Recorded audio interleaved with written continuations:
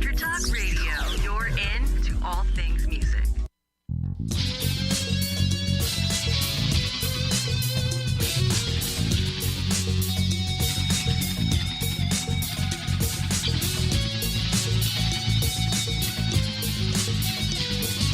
Welcome to Sharpen the Axe. Explore the bleeding edge of guitar and bass gear. Discover a sound uniquely your own and cut through the noise. With your hosts, Eric Lucero and Paul Berezetsky.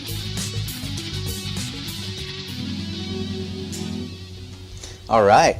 Welcome, guys, to another episode of Sharpen the Axe. I'm Eric Lucero. I'm Paul Berezetsky. And today our guest and feature is Dwarfcraft Devices out of, I don't know how to pronounce this town's name correctly, Eau Claire, Wisconsin, I think is how you pronounce it. That sounds plausible. Yeah, that sounds about right? But it's they make amazing stuff for the listeners out there who already know, and many of my friends who happen to be listening. I have the taste for the most weirdest, out there, sound-mangling stuff. So this, as soon as I found out about Dwarfcraft, I was a fan immediately. Pretty much every year they come out with just a bunch of cool stuff. And our guest today, actually, who we're going to bring on, usually we have him in the guest in the last half of the show, but we're going to bring him on right up front, is Ben from Dwarfcraft Devices. We're going to need someone to walk us through how to use all this stuff. These pedals are insane. Yeah, they're pretty nuts in a fun way. We need a professional. Absolutely. So speaking of the professional, is Ben there? Is Ben on the line already? I am. What's up? Welcome, Ben. Thank you so much for joining us on the Sharpen the Axe, man. We definitely appreciate it. Oh, you bet. So why don't you give us a little bit of the history of Dwarfcraft to start with? Well, I mean, the basic history, I guess, is probably not very different from anybody else. I've always been a musician and looking for... Well, okay, so I've always been looking for new sounds, and that started at a time when I had a lot more time than money. So I started experimenting with circuit bending, things like that, and then just kind of started piecing together knowledge from books and just online. And like pretty much as soon as I figured or I learned how to make a square wave generator, I was just kind of charging forward, trying to make new machines. So you didn't really go to like school for electrical engineering, anything like that officially, or just kind of doing this on your own? That's right. I wish I could go to school for electrical engineering now in some ways, but I don't really have the time. And then I imagine these days there's with the internet you could find so much stuff where you could just kind of just start doing things where you don't have to go through. And there's so many online forums. That joke of the University of YouTube is definitely true. And I believe you were active on I Love Fuzz, right, Ben? Yeah. And go ahead. Sorry. It's important to note that most of that information on the internet is wrong. No, that's not possible. No. The internet is never wrong. I mean, if you want to have a bad day, just look up a schematic for something simple that you'd really love to build for yourself and do it exactly right and just watch the smoke pour out. Alongside of trying not to burn yourself with a soldering iron.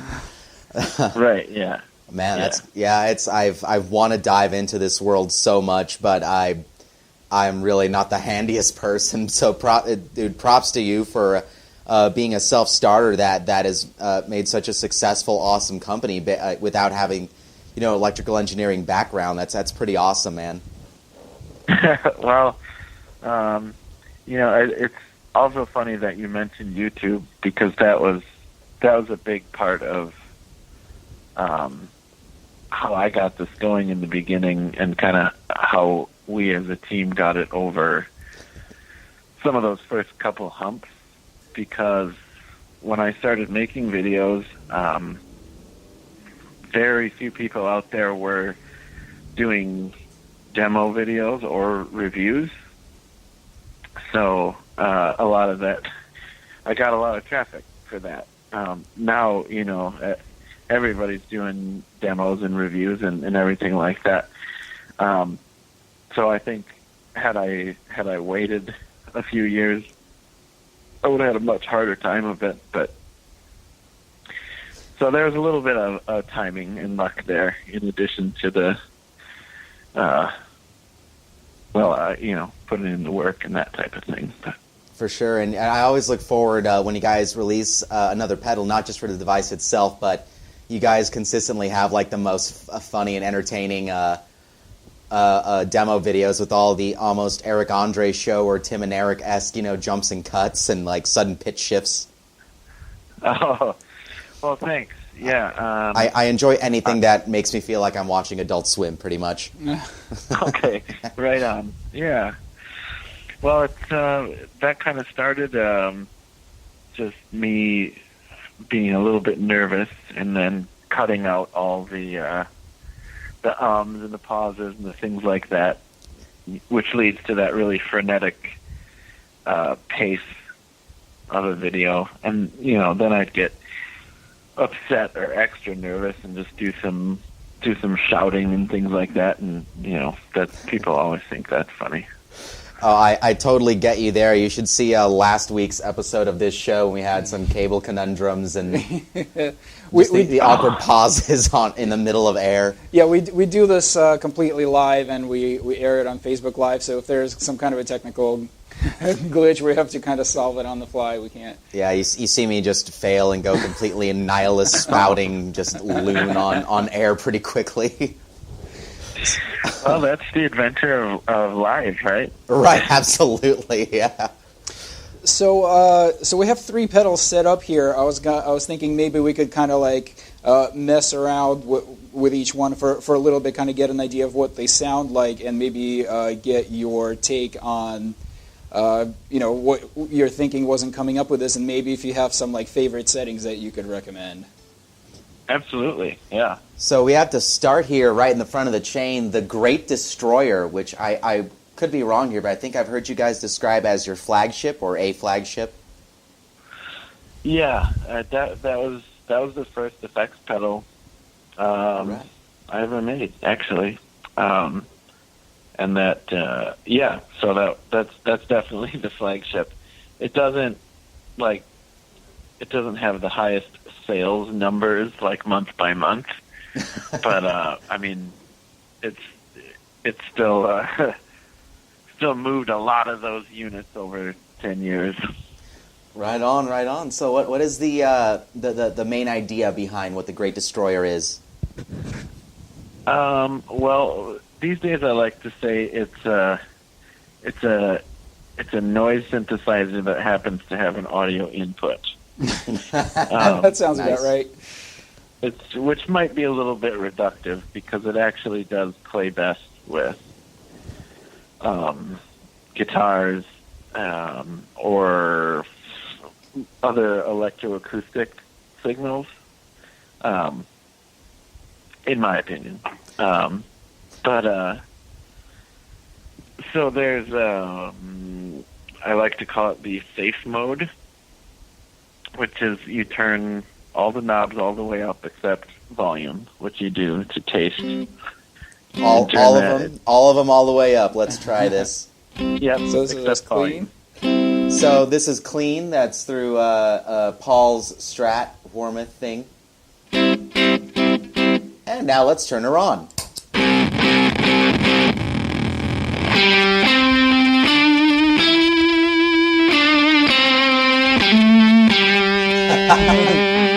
And I hear self-oscillation underneath this too. Oh, there it is.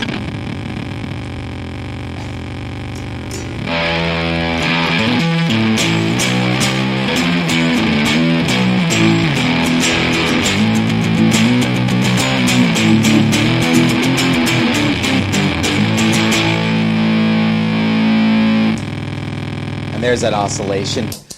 So it does have that kind of fuzzy sort of quality, and it's like low mid pushy, like nice and thick sounding. Yeah. Yeah, there's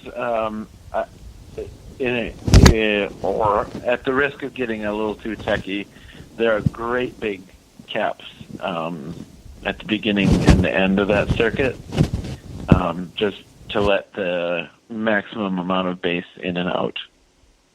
Right on. And that's one thing I also wanted to note is I aside from guitar, I also play bass, baritone guitars, and I love synths. And that's one of the coolest features of your company is that I don't think I've ever tried any of your pedals that doesn't sound great on guitar, baritone, bass, or keyboard. Oh, thank you. I don't want to poison the well, but there's a couple that I really dislike on bass. But other people are they tell me I'm crazy for saying that, but it's I feel like I've kind of always been a little bit on the outside of the guitar world because ever since I started playing, like even when I was 12 years old, it was all neck pickup, and just always trying to get more of that just body shaking low out of a guitar or a bass or a synth or anything. Yeah. So naturally, as soon as I started making my own stuff, I did the best I could to maintain or amplify that. Whereas, I didn't hear of a treble booster until, I was probably 18 or 19, and I was like, "What?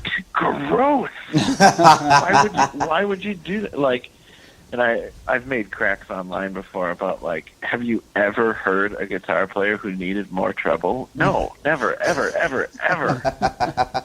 You make a valid point, Ben. You do make a valid point. That's why the treble knob on your guitar cuts treble. It doesn't add more treble. Right, yeah. Right. No one has an active EQ on the guitar with a treble boost, except for maybe I could see Brian May, but that's like one exception out of how many millions?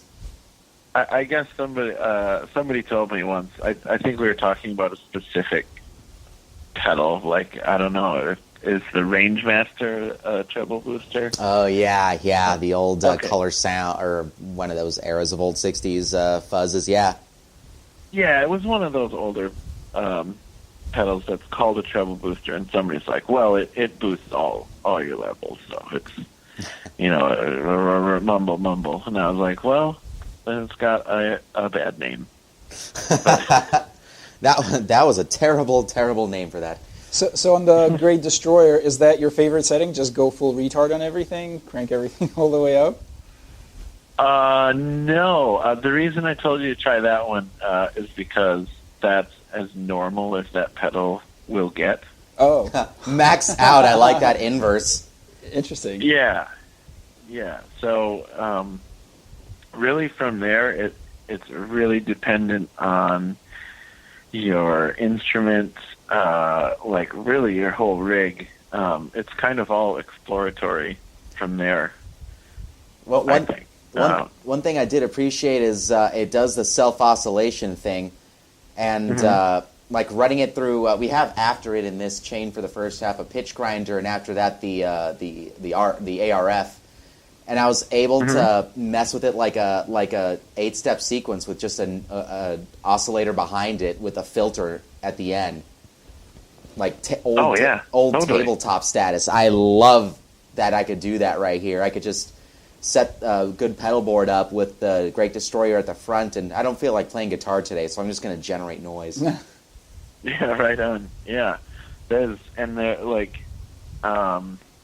if you tweak the knobs on the guitar, that'll change how the Great Destroyer reacts. And I actually entertained myself for about half an hour at a trade show once. I pulled the cable out and just mashed my hands on it and listened to the pedal holler and chirp in response. So right on.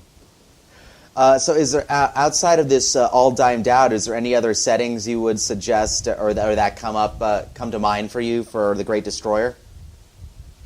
I mean, in general, like, if I was to go exploring then I would dial the starve back to about noon, and then just kind of bit by bit backing off the other knobs. And then I like to get a rhythmic oscillation going. All right, let's give that a quick try here. So I'm going to have Paul play.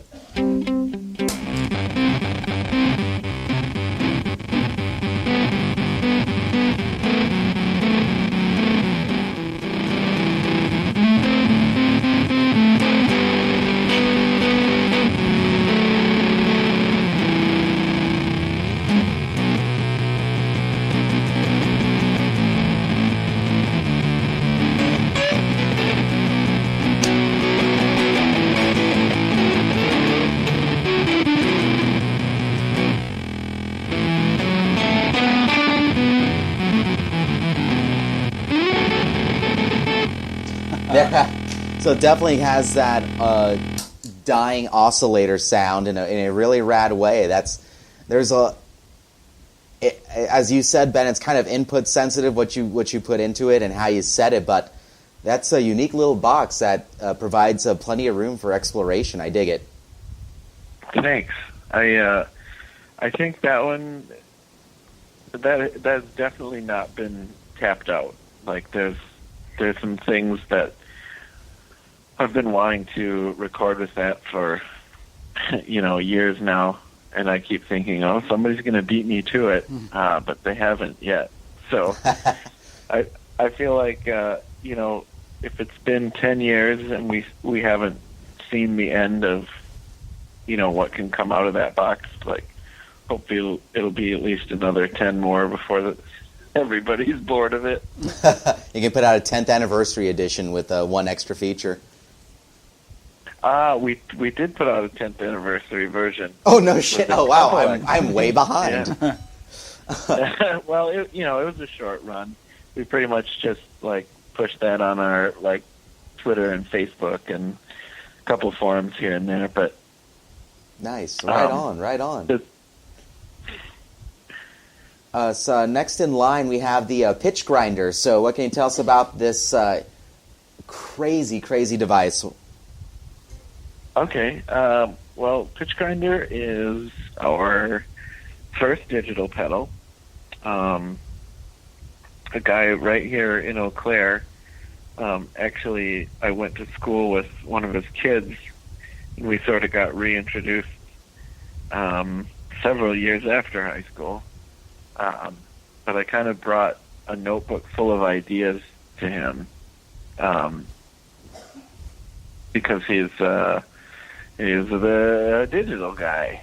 I mean, he can do analog stuff as well. But anyway, so I brought this notebook of ideas, and the first one he latched onto was this sketch of an arpeggiator, that's what the Pitchgrinder was conceived as, was a digital arpeggiator. And we just kind of thought, the best way to, the best interface for that would be a tuner for each stage of the sequence. And kind of once we got that working, Bob would think of, new features that we could add, what the hardware and software were capable of and things like that. And so then we thought of adding, about 100 more things, and then decided, well, we got to keep it in one box. So, I guess that's the secret origin story of the Pitchgrinder. Right on. And it's 8 individual pots for the position of pitch for each step, right? Yep.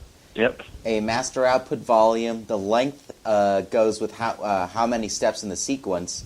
You got a tap tempo for the speed, and the glide goes between legato or a more step sounding, or how does that switch work? Yeah, the glide is it slides between the steps at a fixed rate, just like a glissando on a synthesizer or something. I was like, oh, and I'll tell you a super fun trick right now. Sure. Which is to turn the pattern length down to 1, and turn the glide on, and then you can. Is that up position or down position? Should be up, but sometimes it's down. Okay. And where from there? I'm sorry, I didn't mean to interrupt. No problem. And then you can step through the sequence just by tapping the tap button. Oh, rad. Yeah. So it'll swoop between those notes, and so I used to sort of have this game with myself where for a solo I would just leave the Pitchgrinder knobs all sort of random, except for the step length and the having the glide on. And so when I took my solo, I'd turn on like a fuzz and then the Pitchgrinder and then an echo. And then the game is hopefully you can tell where the pitch is going to land. And if it's going to land on a bad note, then you got to bend or find another note, and just keep going through that sequence until you've got it figured out, and then your solo's probably done. That is, that is awesome, though. That is a challenge to yourself live, and it challenges your playing ability to go through and have to correct wherever it's randomly set. That's pretty awesome. So, well, it's. I have plenty of an easy time hitting wrong notes myself without having a pedal do it for me. Oh, good. That means I'm going to put you through this right now, then. All right, let's see what we can do. So, let's turn... Okay, clean. And engaged.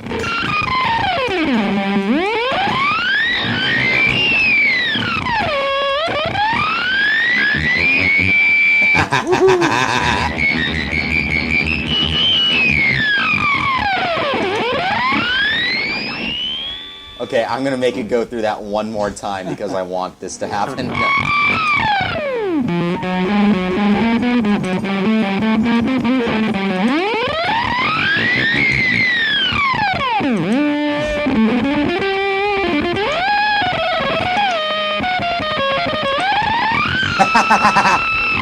All right, now I'm going to...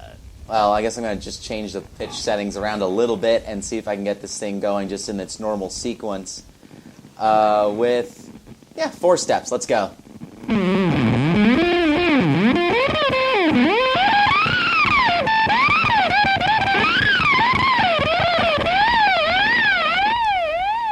Yeah, hold one note, hit it again.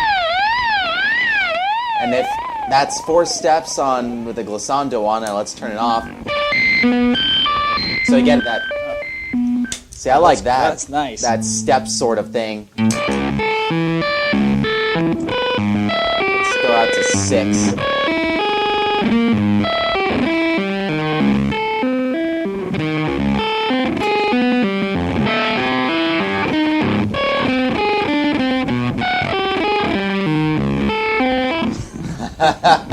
This thing is so much fun.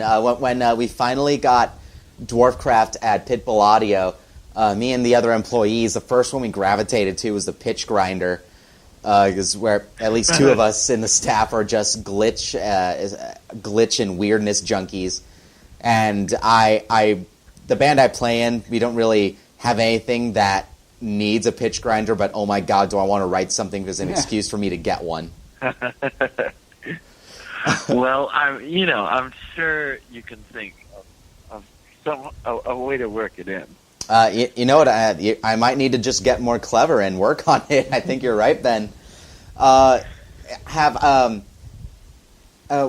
you guys have any artists? I mean, I know you guys have a ton of artists that are out there using your devices, but anyone in particular who's utilizing the Pitchgrinder that you could name? As I understand it, it became a big, important part of one of the new Terramello songs. Yes! Awesome! Yeah. They, I think they finished up recording maybe 2 or 3 months ago. So I don't think the album is, even mixed. There's no dates planned or anything. So That's I'm sorry. Go ahead. I know for sure. Oh, I was just going to say. So that's one I know for sure. Like those have gone out to a lot of well-known people, but you don't always hear back. Like until you meet up, somewhere. The best time I ever heard a Pitchgrinder was at a 2-night stand of Boris in Chicago. Oh, nice. And I brought Takeshi Pitchgrinder on the first night. And the second night they were playing like, I think the first night was like the hits, and then the second night was like more experimental and drone, and then they played Flood for the closer. Nice. Nice. Okay, I'm glad you know that song. If listeners don't, it's I think it only came out on CD in Japan. And it's like this hour-long song. And for our listeners out there, you got to check out Teramelos and Boris, just tone gods. All members and both those bands are amazing. We got a little bit until our first commercial break. Just about a minute, yeah.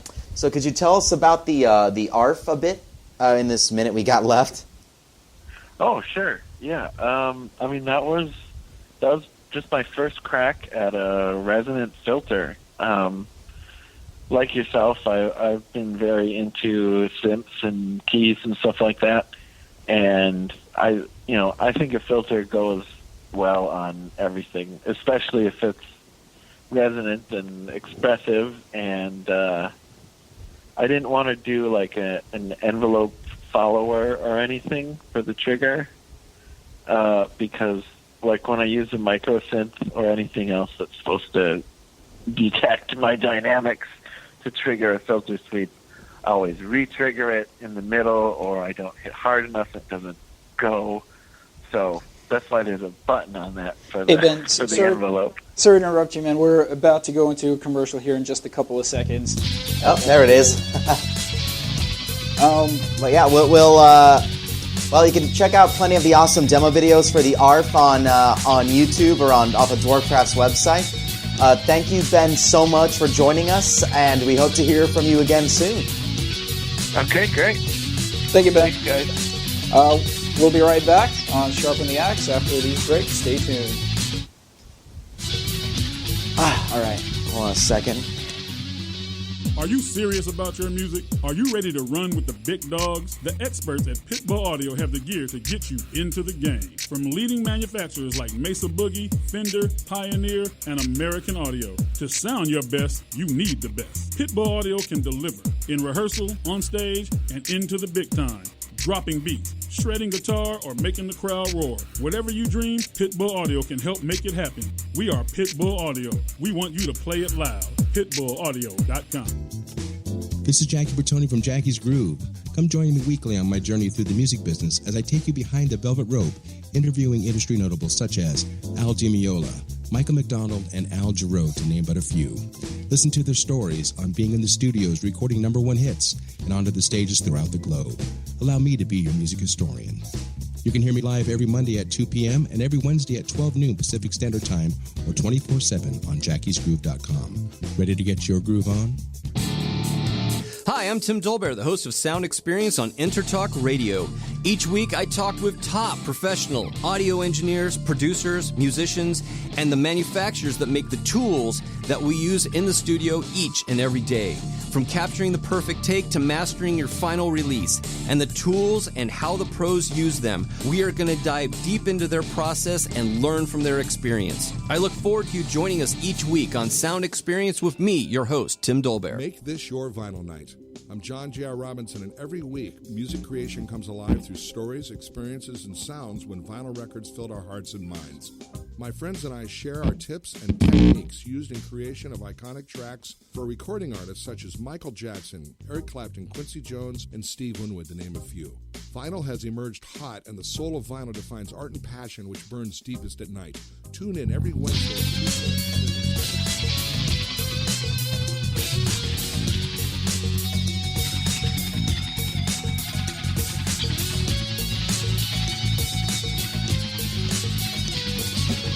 Welcome to Sharpen the Axe. Explore the bleeding edge of guitar and bass gear. Discover a sound uniquely your own and cut through the noise. With your hosts, Eric Lucero and Paul Berezetsky. All right, here we are. Welcome back, guys. Second half of Sharpen the Axe. This episode featuring... All right. Well, hey! And Ben of Dwarfcraft Devices. Thanks for sticking around. We got more pedals to check out, and we're definitely going to need some guidance to go through these as well. Absolutely. Okay. Before we hop into these next three, I want to ask a couple questions. One, I remember back, it was a possibility of there being a signature pedal for Juan Alderete, one of my bass hero, coming out. Mm-hmm. Is that still a possibility, or is that something that's still in the fog at the moment? It's definitely a possibility. There's been a few things that we've come up with. Like the ARF itself was sort of in response to a request from one. Oh. But I guess we haven't really gotten together again and talked about a signature pedal. People get real busy in a lot of different directions. So for sure, yeah. Yeah. Right on.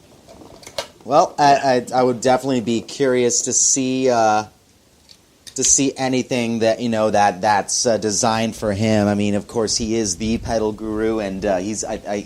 You've been on Pedals and Effects, haven't you? Yeah, you have. Yeah, a couple times. Yeah. That's right. And in fact, before that show even started, I shot a bunch of stuff with him and Jonathan Hischke in Juan's studio. Oh, just messing around with pedals, and there's a quick bit of me drumming even in that nonsense. I have to keep an eye out for that. That's awesome. Oh, yeah, and Jonathan Hischke, who's been in Gnarls Barkley's live band. He's in Dot Hacker. I saw him play live in Le Butcherettes. He's another awesome pedal bass guy and bass player who our fans should check out. Totally. Absolutely. And second question before we hop into the pedals, is there anything we should keep an eye and ear out for in 2017, or you want to keep some secrets for now?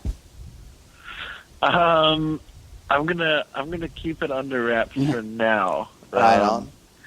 But we're always working on a bunch of new stuff.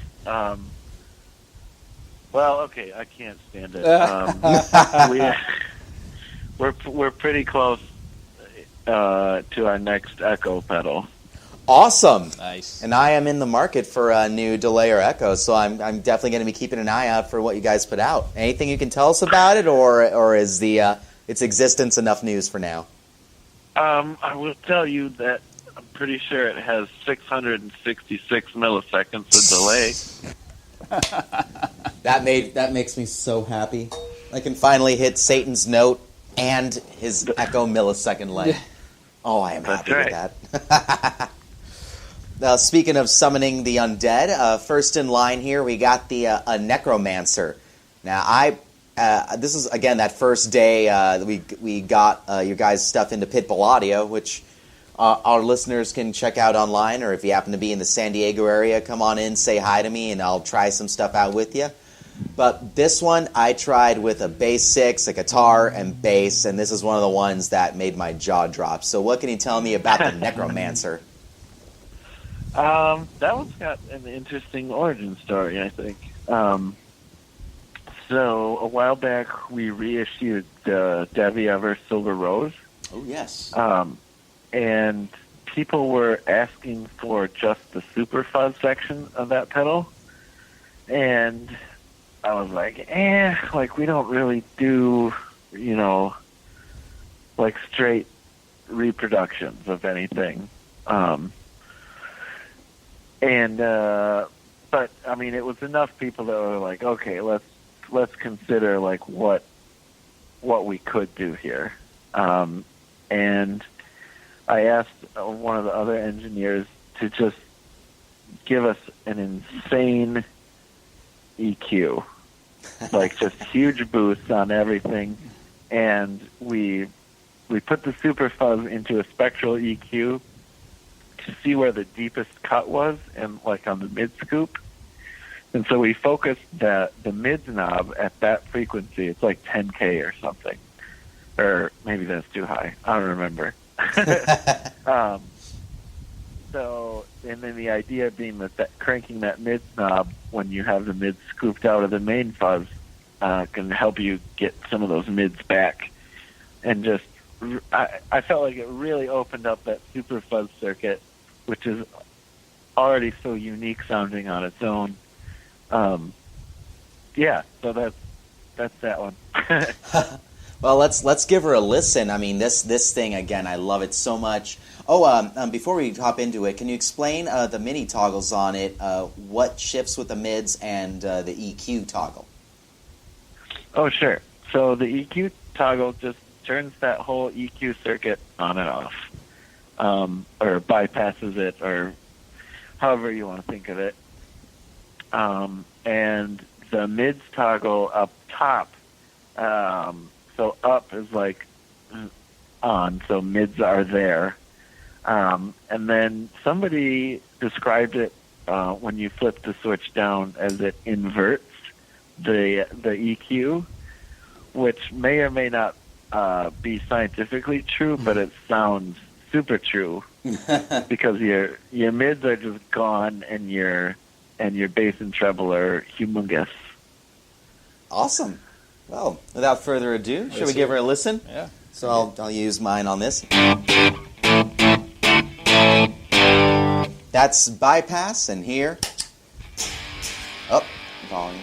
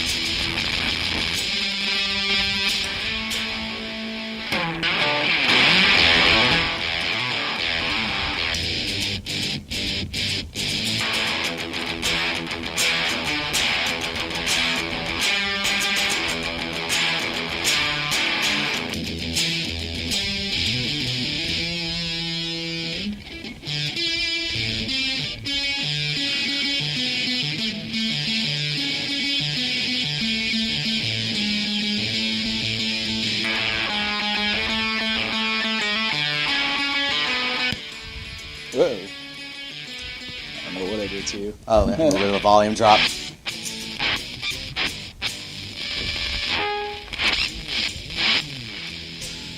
Well, this thing is definitely heavy as all hell. This thing is just nuts. It's maybe. Oh, okay, I had the volume way too low, so sorry for any of the listeners who could barely hear what I was doing.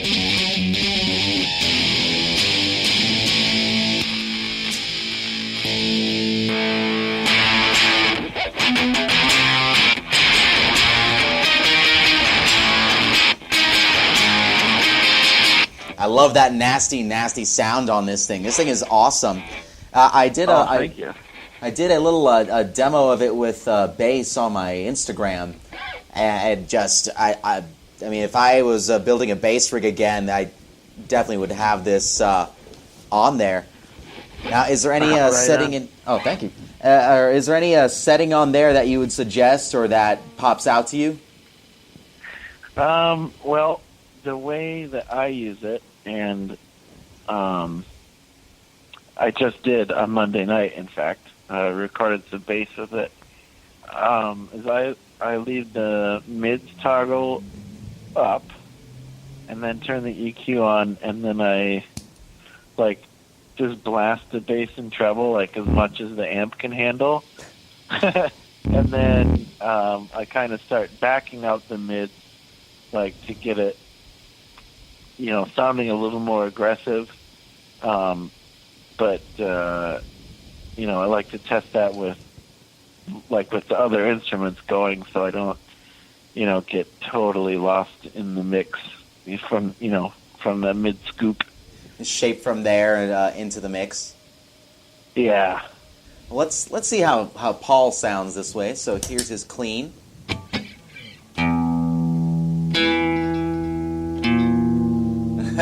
There we go. And engage.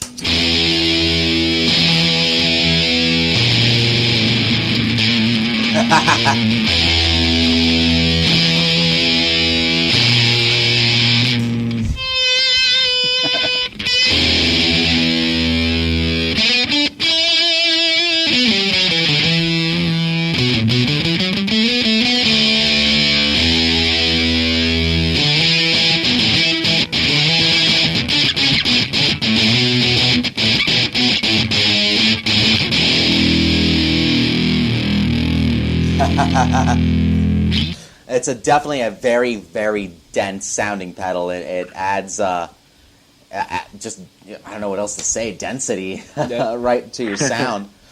After that, in this chain, we have the Wizard of Pitch, which, well, how about this? How about you tell us about the Wizard of Pitch, and then the new one you guys just put out, the Deluxe or Super Wizard of Pitch?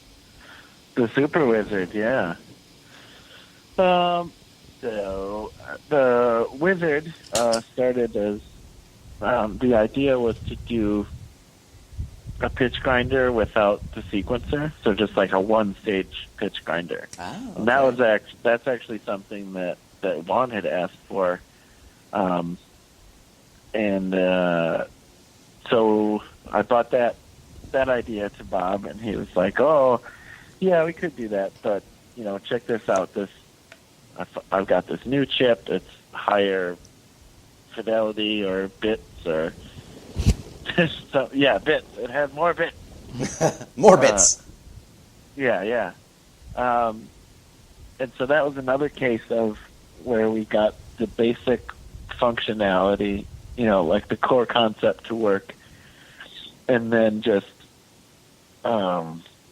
let the minds run and see what the technology could and couldn't do,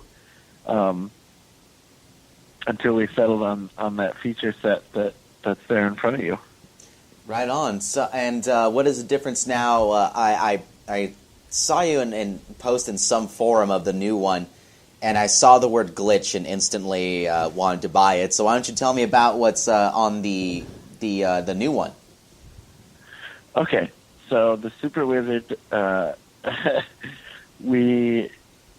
sort of started because we did a collaboration with Buzz Roches a while ago, where we did a Wizard of Pitch with their Afterlife reverb, and Bob actually showed me this little hack you could do with like one line of code and a button that would freeze the recording buffer on the Wizard of Pitch, so it just repeats whatever is in that buffer. Huh. And so we put that on the Afterlife of Pitch, and labeled it Glitch, and like internet people were like, it's not really a glitch, what a misleading label. Yeah. So That's a good impression of the internet. That is, yeah. Thank you. Also, Thank you. Also, I Yeah. do have to admit, there's a number of companies you guys include. If you guys put a pot that says glitch and it actually does nothing, I would probably still buy it. All right, noted. Easy. I'm an easy sell. There's a bunch of like uninspiring designs and prototypes banging around that, I guess I could just write glitch on and get them moved the hell out of my workshop. Well, I'll just send you my next paycheck. It'll just make it easy for everyone involved. All right, perfect. Right on. So, but this is the new. I'm sorry again. Is it the Super Wizard of Pitch or Wizard of Pitch Deluxe? I'm sorry. What are you calling it? It's just called, the box just says Super Wizard. Super Wizard. And is that available for pre-order already, or? Yes, I'm pretty sure. year, we still have Super Wizards left on pre-order. Yes, there are very small numbers still, pre-orderable. Right on. Awesome. Well, let's dive into the Wizard of Pitch here. So what's a good setting for us to start at here? Okay, so I always start with pitch all the way up, mix all the way counterclockwise, and, mix in the middle, speed all the way counterclockwise, and then both toggles up. So that should just be a straight, 50-50 mix with an octave up. Awesome. Let's do this. That is Paul Clean. And engage.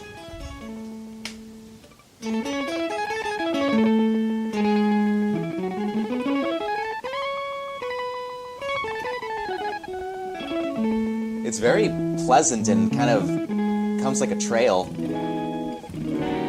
Yeah, there's a short delay on it. Just due to the nature of the chip. Right on. So it is a design that's based around the behaviors of a particular chip. Yeah, a lot of times we're very dependent on the technology that we're working with, and it shapes. It has a huge impact on the outcome. We're working on some of our new stuff is a lot higher tech, so it's not going to be so dependent on the technology, I guess. I guess we're just working with more capable chips and things, so not as many hard limits up front. I'm rambling now. It's all good. Information is information, and we like to provide our listeners with information. So, what would you suggest playing with next to elicit something anything out of the Wizard of Pitch here? I would turn that speed knob up to maybe 2 o'clock, and then it'll crossfade between the wet and dry signal.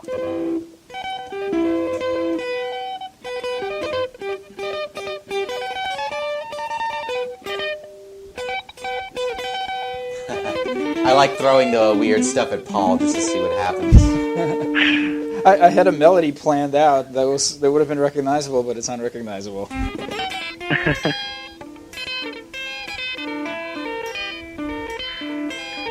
That's pretty unique.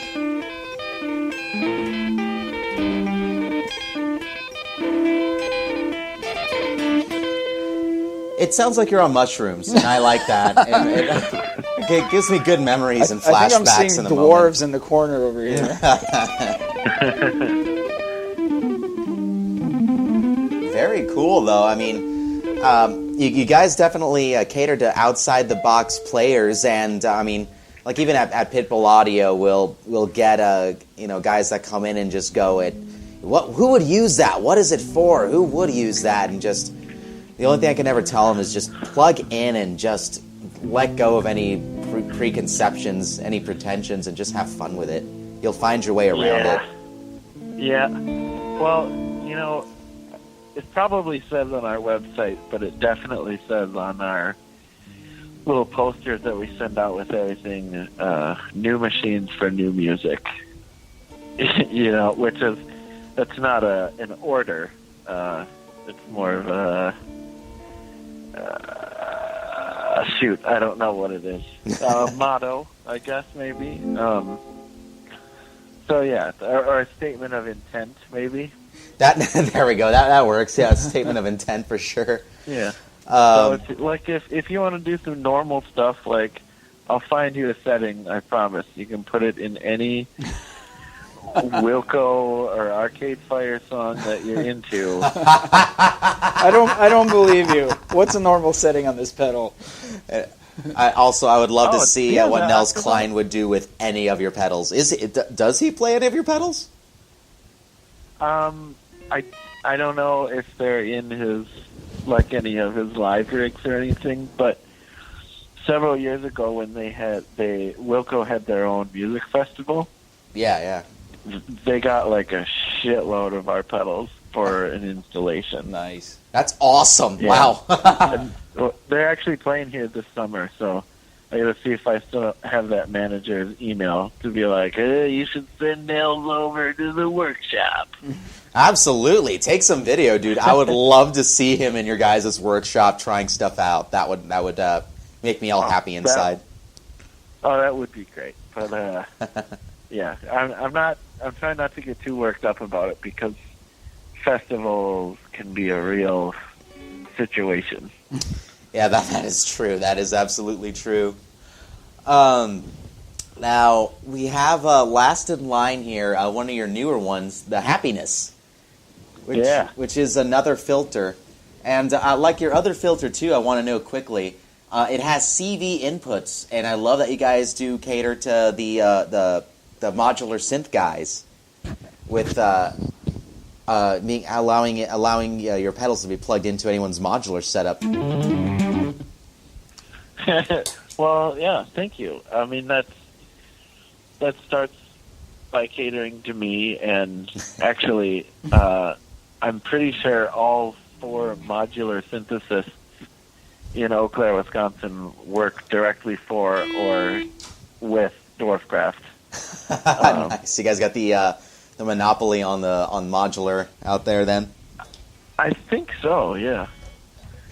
So why don't you tell us about? I'm sorry, I keep interrupting. No problem. I was just going to say that Bob was the first guy I ever met in town who had a modular rig, and then the next 2 people I think we hired also.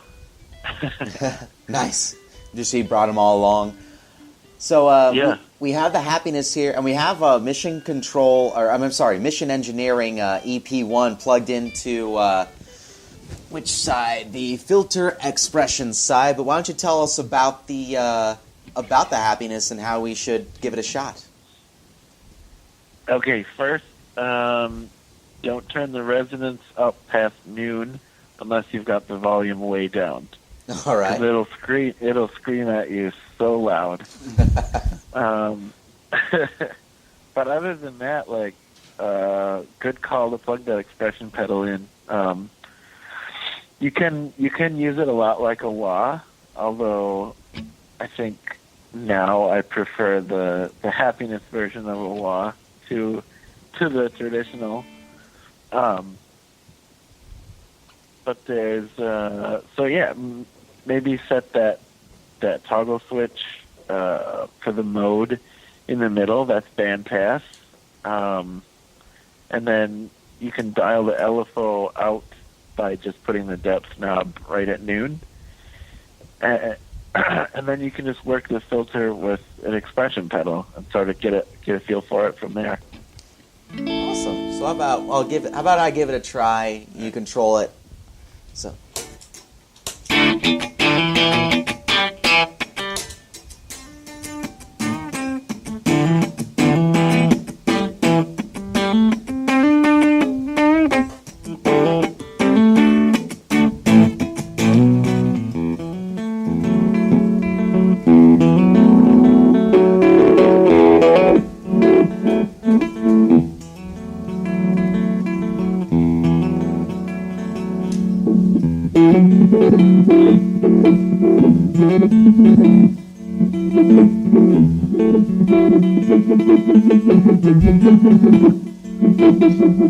So I think the expression is just doing the volume right now. It seems like it.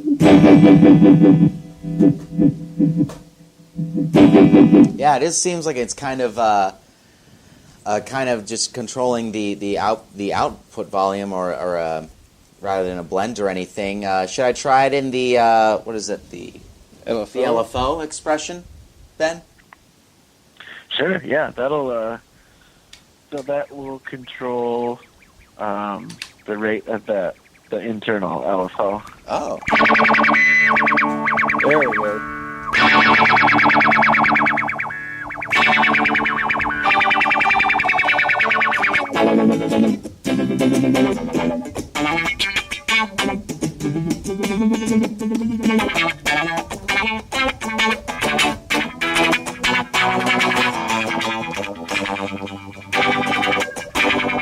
Right on. So this is a filter, right? I mean, Yes, overall category. Now, any other Yeah. tricks or tips you could show us with this? Well, the other tricks that I really dig with it involve hooking it up to a bunch of other stuff. But, I mean, if you got that Necromancer in the chain, I feel like that the happiness is almost happiest when it's filtering a big, nasty fuzz. Oh, let's pop it on then and see what happens, right? All right. All right.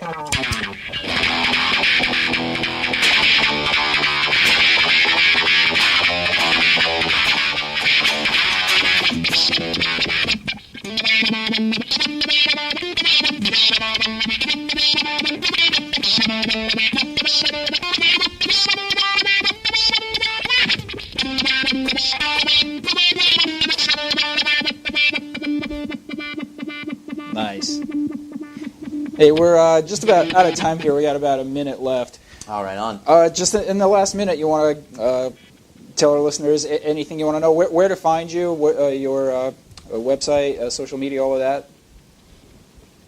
Okay. Well, Dwarfcraft.com is the website, and then I'm Dwarfcraft on Twitter and Instagram. Yeah, those are the ways to get to see us.